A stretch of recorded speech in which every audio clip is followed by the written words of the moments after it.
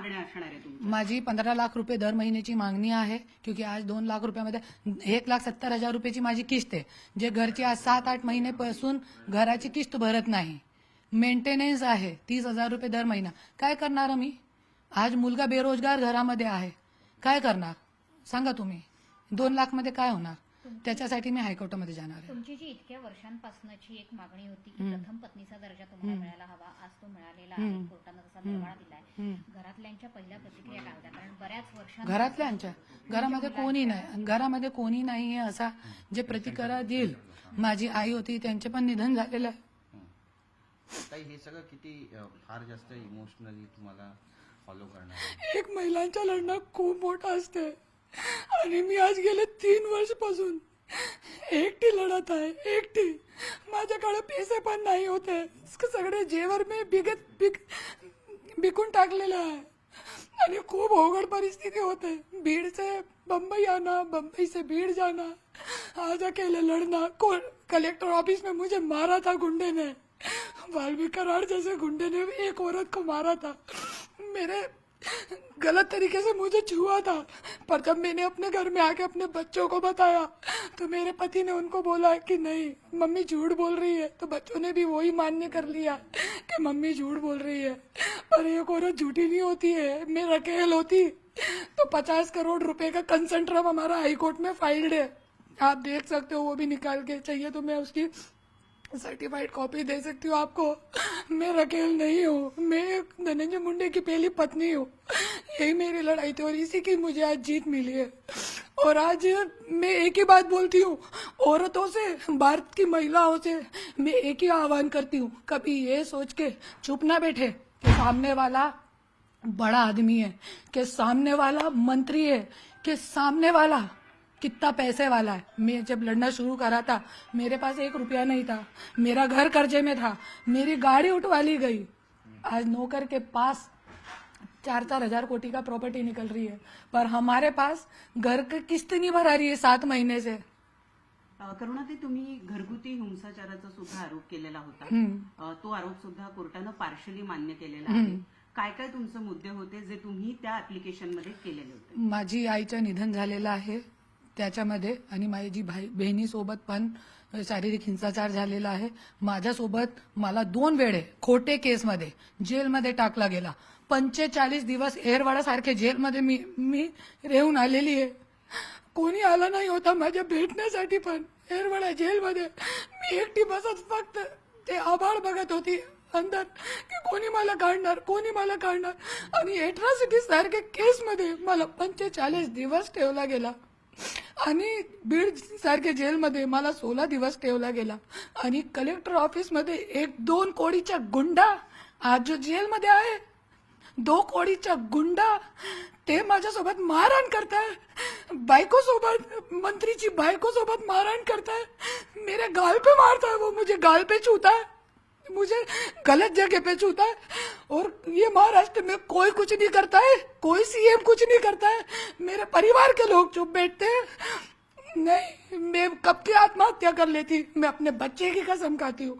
मैं कब के, एक बार मैंने सुसाइड की कोशिश भी की, पर मुझे सब लोगों ने समझाया कि बच्चों का मुंह देखो, बच्चों को अमेरिका पहुंचा दिया जाएगा, तुमको कुछ हो गया तो फिर ऐसे राक्षस पनपेंगे, बढ़ेंगे, बहुत आगे बढ़ेंगे राक्षस. पण या सगळ्याबाबत आता तुम्ही न्याय मागणार आहात का? तुमच्यावर जो न्याय चालू आहे. जे डोमेस्टिक व्हायलन्स जे आहे ते याच्यासाठीही आहे.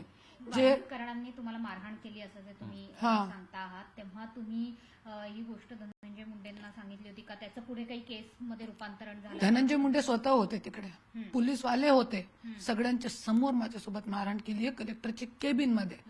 हा, आणि जे हे होता वाल्मिक कराडनी ज्या वेळे मला मारला होता, कलेक्टरला मी निवेदन दिला, देवेंद्र फडणवीस साहेबांना मी निवेदन दिला, आणि जे डीजी कडे पण निवेदन दिला की माझा फक्त सीसीटीव्ही फुटेज द्या, तुम्ही मला न्याय नाही पाहिजे, फक्त सीसीटीव्ही फुटेज द्या.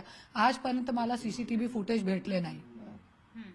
हा, डोमेस्टिक व्हायलन्सची जी केस आहे पार्शियली येस असं म्हटलेलं आहे सध्या कोर्टाने. तर ही डोमेस्टिक व्हायलन्सची घरगुती हिंसाचाराची केस आता तुम्ही पुढे कशी लढणार आहात? कोर्टामध्ये 20 तारीख आहे त्याच्यासाठी. जे घरगुती हिंसाचार आहे त्याच्यामध्ये माझी बहिणी पण येणार आहे आणि सगळे जे मी पोस्टमार्टमची रिपोर्ट पण काढली होती.